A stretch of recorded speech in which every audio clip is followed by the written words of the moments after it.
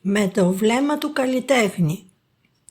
Καθώς κάθονταν στο καφενείο του Ανέστη και ξεφύλιζαν την εφημερίδα και συζητούσαν τα νέα της ημέρας, τότε ακούστηκε στο δρόμο η μηχανή του ταξί, φέρνοντας μια ανεπαίσθητη αναστάτωση στην ήσυχη ατμόσφαιρα. Άφησαν την εφημερίδα πάνω στο τραπέζι και σηκώθηκαν αργά κοιτάζοντας προς το δρόμο. Περίμεναν να φτάσει. Το ταξί ανέβηκε στο χωριό και σταμάτησε στην πλατεία. Ο οδηγός έσκυψε έξω από το παράθυρο και ρώτησε έναν από τους θαμώνες: «Πού μένει η γιαγιά Πινελόπη?» Εκείνος του έδειξε το μονοπάτι με τα πλατάνια. Η γιαγιά μάζευε προσεκτικά τα λουλούδια για το βάζο. Ξαφνικά άκουσε τον ήχο του ταξί που έφτανε στην αυλή. Άφησε βιαστικά τα λουλούδια πάνω στο τραπέζι. Έβγαλε την ποδιά της και κατευθύνθηκε προς την αυλόπορτα. Το ταξί σταμάτησε. Ο οδηγός άνοιξε την πίσω πόρτα. Μια γυναίκα με μαύρα μαλλιά, με λευκό φόρεμα, με ένα εκρού μαντίλι στο κεφάλι, κρατούσε μια ψάθινη τσάντα. Φορούσε γυαλιά ηλίου και παπούτσια εσπαντρίγες. Σηκώθηκε και στάθηκε όρθια για να ξεπιαστεί, κοιτάζοντας το γαλάζιο ουρανό. Ούτε ένα συννεφάκι. Ένα απλό αεράκι φύσηξε και έδωσε κίνηση στο μαντίλι της. Στο βάθος υψώνεται το βουνό, ακλώνει το μαγευτικό καταπράσινο. Έστειλε με το αεράκι μυρωδιές ανάμεικτες από έλατο, θυμάρι, αγριομέντα και κέδρο. Έστρεψε το βλέμμα προς τη γιαγιά. Η γιαγιά στάθηκε και την κοίταξε. «Εσύ πρέπει να είσαι η γιαγιά Πινελόπη, έτσι δεν είναι?» «Ναι, εγώ είμαι. Εσύ είσαι?» «Η Σάλη. Η μητέρα μου έχει μιλήσει για σένα και για αυτό το σπίτι». «Καλώς όρισες, Σάλη», είπε η γιαγιά. «Συγγνώμη, Πινελόπη μου, δεν πρόλαβα να σε ειδοποιήσω. Έγινε αλλαγή της πτήσης την τελευταία στιγμή. Δεν είχα χρόνο». «Έλα μέσα. Παρακαλώ, περάστε». Προχώρησαν στο διάδρομο και μπήκαν στο σπίτι. Η Σάλη είπε στον οδηγό να αφήσει το βαλιτσάκι στο πάτωμα και το μεγάλο δέμα όρθιο στον τοίχο. Τον πλήρωσε, του έδωσε και κάτι τι παραπάνω για τον κόπο του και έφυγε. Η Σάλη βγήκε έξω. Περπάτησε ξυπόλυτη στον κήπο. Πλησίασε το γιασεμί. Το φως χάιδευε τα φύλλα. Τα λευκά μικρά λουλούδια ανέβιαν με την πρωινή δροσιά το άρωμά τους. Έκοψε ένα, το μύρισε και το έβαλε στο στήθος. Η γιαγιά έφερε τους καφέδες με δροσερό νερό και κέικ. «Τον καφέ τον πίνεις ακριβώς όπως η μητέρα σου». Έτσι και εκείνη αγαπούσε να περπατά στον κήπο, να μυρίζει τα λουλούδια, να κόβει στις βράγες τα λαχανικά. Έλαμπε από χαρά. «Σάλη, νομίζω της μοιάζεις της Ερμιόνης». «Έτσι νομίζω κι εγώ», απάντησε.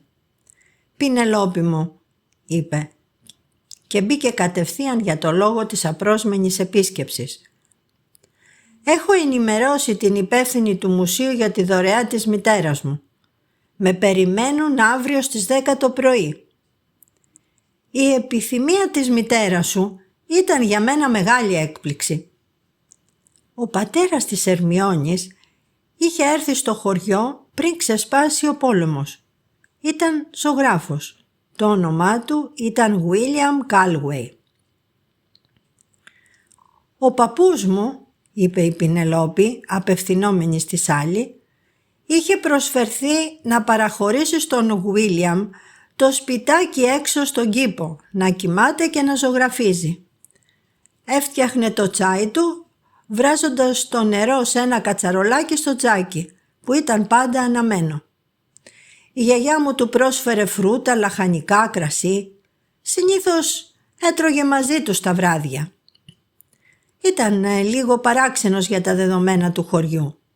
Όμως με τον παππού μου, για ένα περίεργο λόγο, τα πήγαν περίφημα, παρόλο που δεν μιλούσαν την ίδια γλώσσα.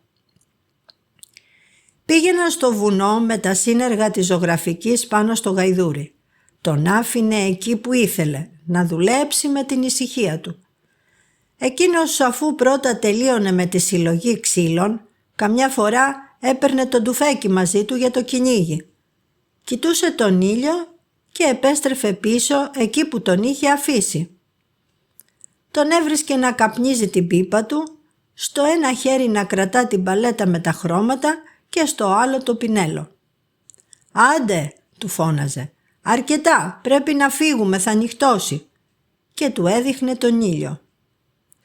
Φόρτωναν το γαϊδούρι με όλα, σύνεργα, προμήθειες, και επέστρεφαν στο σπίτι.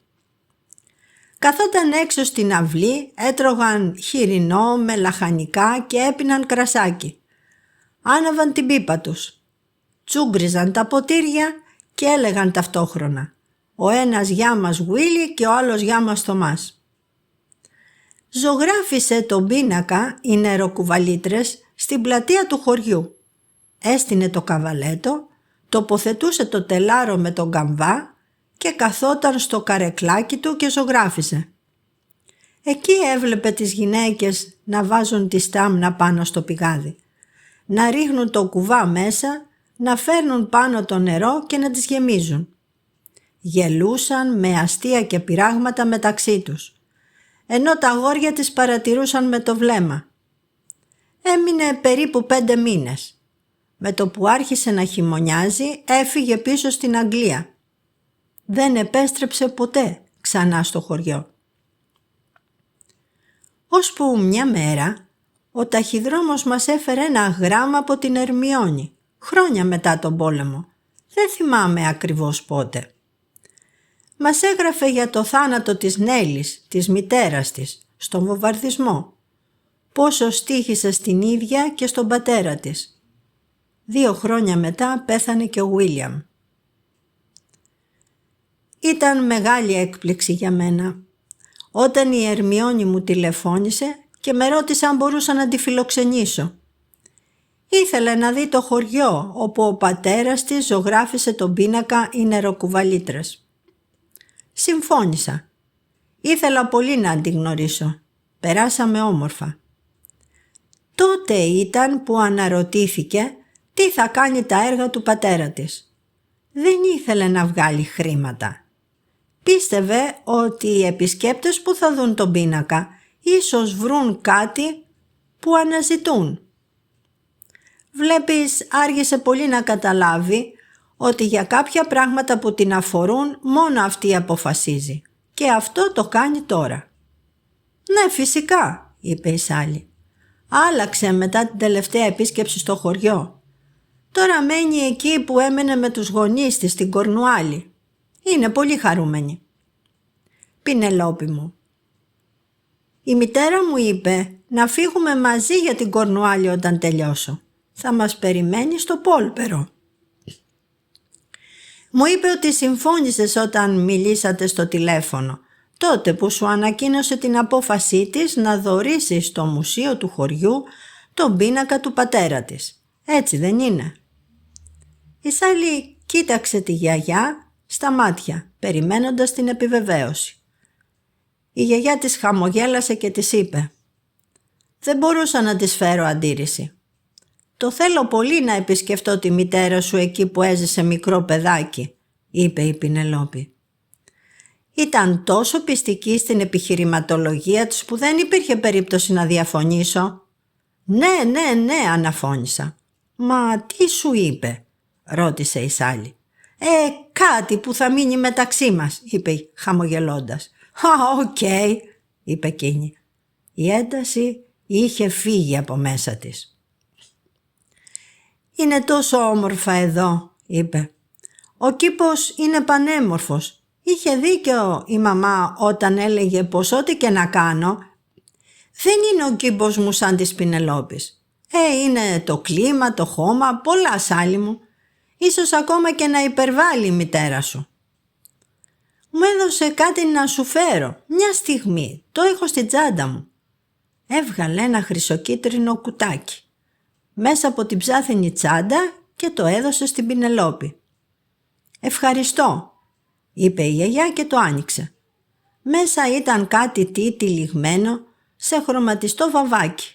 Το ξετύλιξε και πήρε στο χέρι της ένα όμορφο κοχυλάκι με οπάλ χρώματα. Το κράτησε και ξετύλιξε το επόμενο. Ήταν 2 μακρουλά κοχύλια ενωμένα με το μπλε της θάλασσας και το λευκό του αφρού. Το τρίτο είχε κάτι κοκάλινα σαν βελόνες εξωτερικά. Το εσωτερικό του είχε κερατή ραβδόσεις με το μπέζ της άμμου. Μετά πήρε τα κοχύλια στα χέρια και με μεγάλη προσοχή τα τοποθέτησε στο τραπέζι με αργή κίνηση, το ένα δίπλα στο άλλο. «Τι παράξενο», σκέφτηκε η Σάλι. Έξω ο ήλιος έπεφτε πάνω στα πλατάνια και το φως γινόταν χρυσό. Ήταν η ώρα που τα πουλιά επιστρέφουν στις φωλιές τους, πάνε να κουρνιάσουν. Τα τζιτζίκια ενώνουν τη φωνή τους με τα άλλα πουλιά, αλλά μόνο για λίγο. Κάποιοι χωριανοί επιστρέφουν με τα ζώα. Άλλοι είναι ήδη στην πλατεία, κάθονται να πιούν ένα ποτηράκι κρασί. Μερικά παιδιά παίζουν και άλλα κάθονται στο πεζούλι γύρω από τον πλάτανο. Τρώνε παγωτό. Η απόλαυση αποτυπώθηκε στα πρόσωπά τους. Κάθεσαν να φάνε βραδινό. Η γιαγιά είχε φτιάξει κόκορα κοκκινιστό με χοντρά μακαρόνια και τριμμένο τυρί. Μια γαβάθα πράσινη σαλάτα ρόκα με φιλαράκια βασιλικού και κουκουνάρι τοποθετήθηκε στο μέσο του τραπεζιού.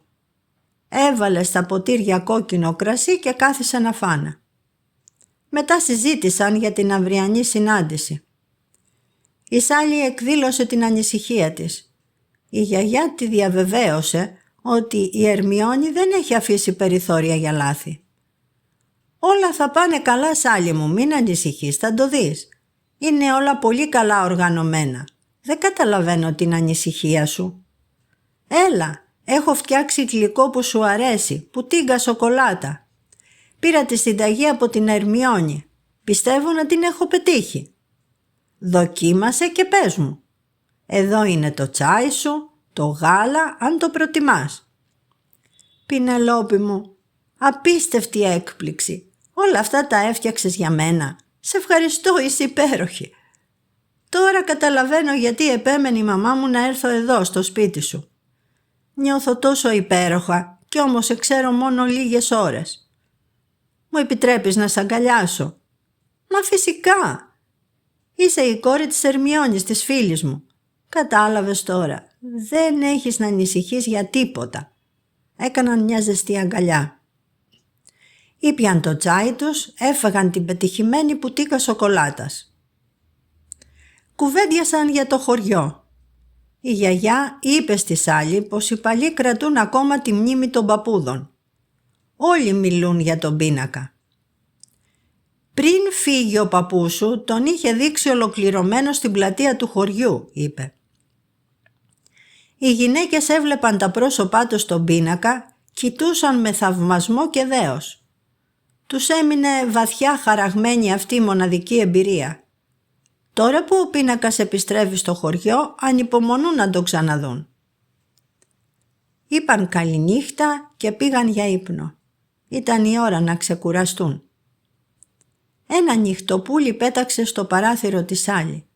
Κάθισε για λίγο και χάθηκε μέσα στις φιλοσιές. Οι μυρωδιές λουλουδιών απλώθηκαν από το κήπο στο δωμάτιο σαν ανάσα της νύχτας. Το πρωί η γιαγιά ετοίμασε το πρωινό με όλη της τη μαεστρία. Φρέσκα λαχανικά, καφέ, τσάι, βούτυρο, τυρί, λεπτές φέτες χοιρινού, σίκα και κεράσια. Η Σάλι κάθισε να απολαύσει την πανδεσία χρωμάτων και τη λαχταριστή μυρωδιά του φρέσκου ψωμιού. Ήθελε να γευτεί ό,τι βρίσκεται πάνω στο τραπέζι. «Πινελόπη μου, είσαι θησαυρός. Είναι όλα νόστιμα». Μετά ετοιμάστηκε. Φόρεσε ένα παντελόνι στο χρώμα της άμμου, με λευκό πουκάμισο. Έβαλε στη τσάντα της όλα τα απαραίτητα έγγραφα και ξεκίνησε για το μουσείο. Η μεταφορά του έργου από το σπίτι της Πινελόπης είχε προγραμματιστεί να την αναλάβει ο φύλακας παρουσία του δικηγόρου. Η Ερμιόνη είχε επικοινωνήσει τηλεφωνικά με το δικηγόρο. Του έστειλε όλα τα έγγραφα, την πιστοποίηση γνησιότητας και κατοχής του έργου. Θα ήταν και εκείνος εκεί. Η Σάλι έφτασε στο μουσείο λίγο πριν τις 10. Το κτίριο είναι σχεδόν καινούριο μετά την πρόσφατη ανακαίνιση. Στεκόταν πάνω από την πλατεία μέσα σε ψηλά πεύκα. Το φως του πρωινού έπεφτε πάνω στην πέτρα και μεγάλα παράθυρα περιέβαλαν το κτίριο. Οι στέγοι με πλάκες και τα ξύλινα γύσα προστάτευαν τις επιφάνειες και χάριζαν αρμονία. Στο κέντρο του κτιρίου ήταν μια πετρόκτιστη σκάλα με γλάστρες γεμάτες χρώματα που οδηγούσε στην είσοδο. Η Σάλι περνά τη βαριά ξύλινη πόρτα με τα σιδερένια πόμολα. Ο φύλακας την καλωσορίζει και την οδήγησε στο γραφείο του πάνω ορόφου. «Καλώς ήρθατε, κυρία Κίπλινγκ. Η κυρία Μαραγκού σας περιμένει». Ανέβηκαν την ξύλινη σκάλα. Ο διάδρομος μύριζε κερί και παλιό ξύλο. Πριν φτάσουν, μια γυναίκα γύρω στα 60 με ήρεμη φωνή και βλέμμα γεμάτο σεβασμό την υποδέχτηκε. «Καλώς ήρθατε, κυρία Κίπλινγκ. Είναι τιμή μας να φιλοξενήσουμε το έργο του παππού σας». «Η μητέρα μου μιλούσε συχνά για αυτό το χωριό», είπε η Σάλι. «Εδώ», είπε, εμπνεύστηκε και δημιούργησε κάποιους από τους πίνακες του ο παππούς μου. «Ναι, οι πίνακες, οι νεροκουβαλίτρες είναι πολύ γνωστός στους παλιούς. Λένε πως απεικονίζει τις γυναίκες του χωριού, εκείνες που πήγαιναν κάθε πρωί στο πηγάδι και μετέφεραν νερό με τη στάμνα στον ώμο». Χαμογελά. «Η Πινελόπη μου μίλησε για τον παππού μου που έμεινε στο σπιτάκι στον κήπο τους». Τότε είπε η κυρία Μαραγκού, «Ο πίνακας επιστρέφει σπίτι του». Θα ήθελα να σας ενημερώσω για τη χαρά των κατοίκων όταν μαθεύτηκε ότι η κάτοχος του έργου η μητέρα σας επιθυμεί ο πίνακας να εκτεθεί μόνιμα στο μουσείο μας. Οι άνθρωποι του χωριού θα απολαύσουν το έργο που γεννήθηκε εδώ ανάμεσα στα βουνά και τα ποτάμια». Τότε η κυρία Μαραγκού της έδειξε την πόρτα του γραφείου όπου την περίμενε ο δικηγόρος για την τελική υπογραφή. Μετά όλοι μαζί πήγαν στην αίθουσα όπου θα φιλοξενηθεί ο πίνακας. Ο πίνακας ήταν ήδη εκεί. Η κυρία Μαραγκού με αίσθημα ευθύνης είπε στο φύλακα να τοποθετήσει τον πίνακα στη θέση που είχε οριστεί. Το φως έπεφτε πάνω στις φιγούρες των γυναικών και για μια στιγμή η Σάλι νόμιζε πως άκουσε το γέλιο τους. Η κυρία Μαραγκού στάθηκε δίπλα της, σιωπηλή. «Τώρα νομίζω η μητέρα μου θα νιώθει ανακούφιση», ψιθύρισε η Σάλι. Επέστρεψαν στο γραφείο. Η Σάλι υπέγραψε την παράδοση του πίνακα. Ένιωσε πως κλείνει ένας κύκλος από τον παππού στον πίνακα, από την Ερμιόνη στη δωρεά, από τη γιαγιά Πινελόπη στη μνήμη. Η κυρία Μαραγκού υπέγραψε την παραλαβή του έργου. Η τέχνη δεν ταξιδεύει μόνη της. Κουβαλά πάντα τους ανθρώπους που την αγάπησαν. Η Σάλι ευχαρίστησε για τη συνεργασία και ετοιμάστηκε να φύγει.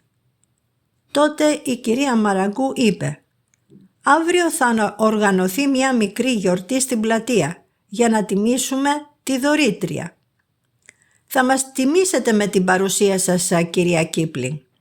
Σας παρακαλούμε να διαβιβάσετε στη μητέρα σας τις ευχαριστίες όλων μας.